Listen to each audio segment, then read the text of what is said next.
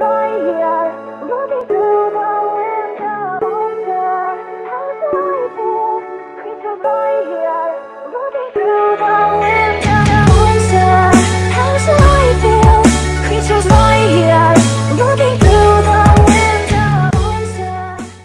Bonjour à toutes et à tous, aujourd'hui je vous retrouve pour vous faire une recette alimentaire. Donc comme vous le voyez, il y a les ingrédients et donc j'ai pris la recette donc, de mon livre Cuisiner sans gluten, donc que je m'étais procuré au Cultura et que j'avais payé 8,90 €.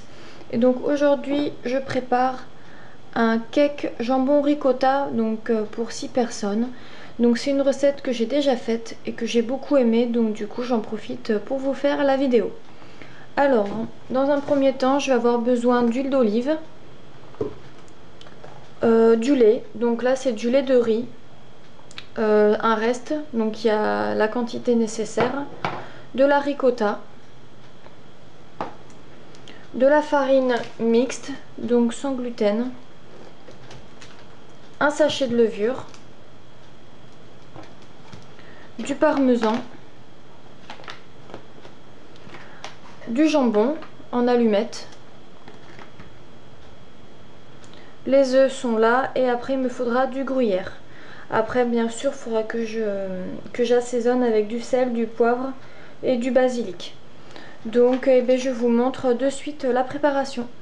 Alors au niveau des ingrédients, donc il me conseille donc déjà de préchauffer mon four à 180 degrés thermostat 6. Donc je vais pas vous montrer, mais le four en fait il est juste en dessous de mes plaques. Donc du coup je le mets en route, je vous montrerai après. Ensuite, donc j'ai 10 centilitres d'huile d'olive à mettre. Alors par contre, je me fie pas du tout à la recette, parce que 10 centilitres, je trouve que ça fait énorme. Donc je vais simplement mettre 2 cuillères à soupe, voire 3. Mais pas plus, parce que côté calories, j'aime pas tellement. Donc voilà, j'ai mis 3 cuillères à soupe d'huile d'olive. Ensuite, 10 centilitres de lait.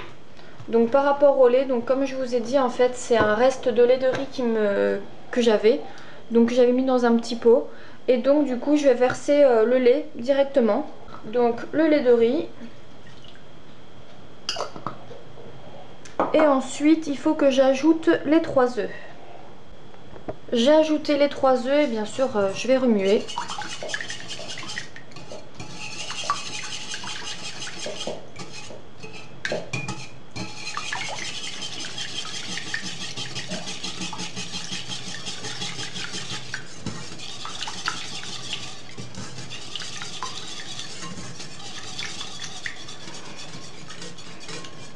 Ensuite, il faut que j'ajoute de la ricotta et donc il m'en faut 70 grammes.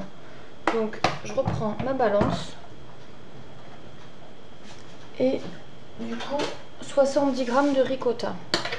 Donc, c'est de la ricotta marque du magasin. Alors, j'ai regardé en plus par rapport à mon intolérance au lactose.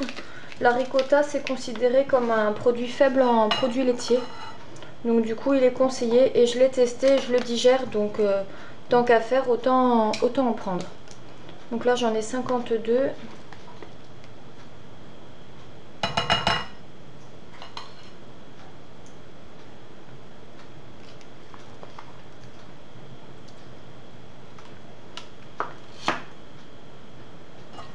J'en ai un tout petit peu plus, mais c'est pas grave. Donc la ricotta c'est bon.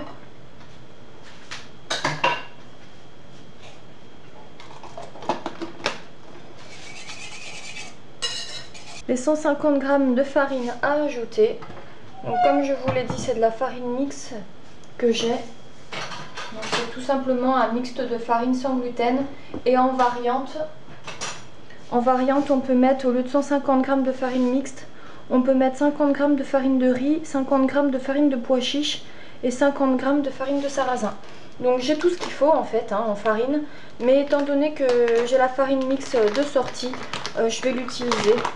Ça sera plus pratique parce que j'ai pas beaucoup de rangement dans ma cuisine. Et du coup, il faut tout que je sorte pour pouvoir attraper les choses.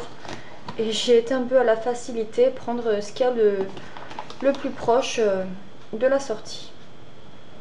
Donc là, j'en suis à 126. Encore un tout petit peu. Voilà, donc 150, 149, mais bon, c'est pareil. Et j'ajoute mon sachet de levure avec.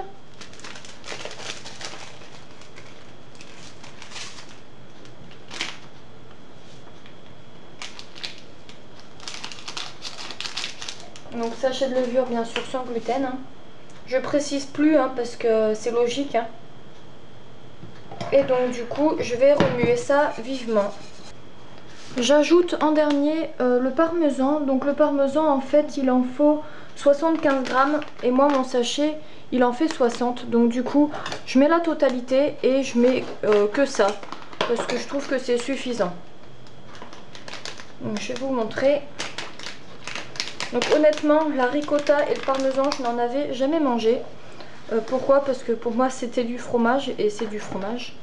Et en fait j'aime pas le fromage, mais du coup dans le cake, du moment où il est cuit, on sent plus rien. Et donc ben là je mélange à nouveau tout le reste. Comme vous le voyez, c'est une pâte qui est assez compacte. Hein, je trouve que c'est compact. Et donc maintenant je vais ajouter mes allumettes de jambon. Donc eux ils disaient d'en ajouter 200 grammes.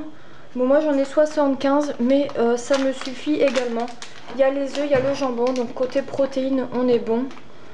Et puis de toute façon quand je l'ai fait la dernière fois je trouvais que c'était largement suffisant. Et bien sûr ben, on remue à nouveau. J'ajoute maintenant du sel. Voilà, du poivre.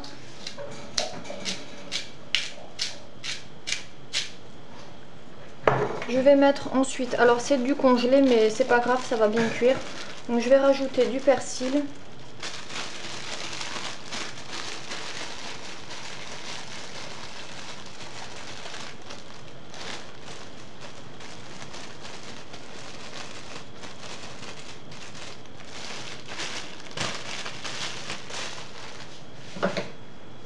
Ensuite j'ajoute, non ça je vais pas en mettre, je vais mettre de la ciboulette.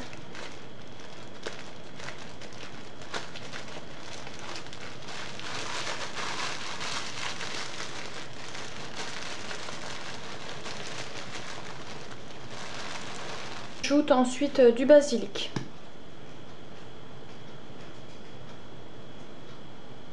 Ouais, j'ai cru que je m'étais trompée. Donc un peu de basilic et donc là je vais tout remuer. Alors par contre j'avais sorti le gruyère mais je me suis trompée en fait, on n'en a pas besoin. Et donc du coup bah là je vais à nouveau tout mélanger. J'ai mélangé, donc j'ai mis du beurre dans mon moule que je mets directement au four en attendant que ça fonde. Donc mon beurre est fondu et donc je vais juste l'étaler avec du sopalin pour vraiment en mettre partout. Et pour éviter bien sûr que ça colle au moule. Voilà. Et maintenant je vais tout transvaser directement dans le moule.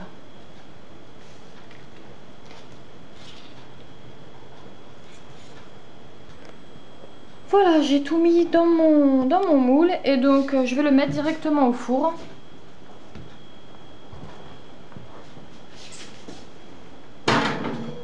Donc voilà, et là je l'ai mis donc à 180 et je le mets pendant 30 minutes. Je vous retrouve après la cuisson. Voilà, donc mon cake jambon ricotta est cuit. Donc voilà, vous allez voir déjà qu'il a bien gonflé.